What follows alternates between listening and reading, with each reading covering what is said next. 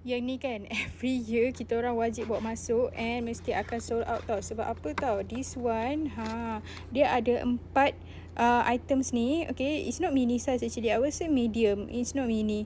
So kalau tengok kat sini kan dapat lip liner, dapat yang apa tu lipstick dia, lip gloss dan juga highlighter. So it's very very worth it sebab harga memanglah 265. Tapi sebelum voucher, lepas voucher customer kita dapat bawah 200 sahaja. Jom kita tengok dekat belakang dia apa more details, okay?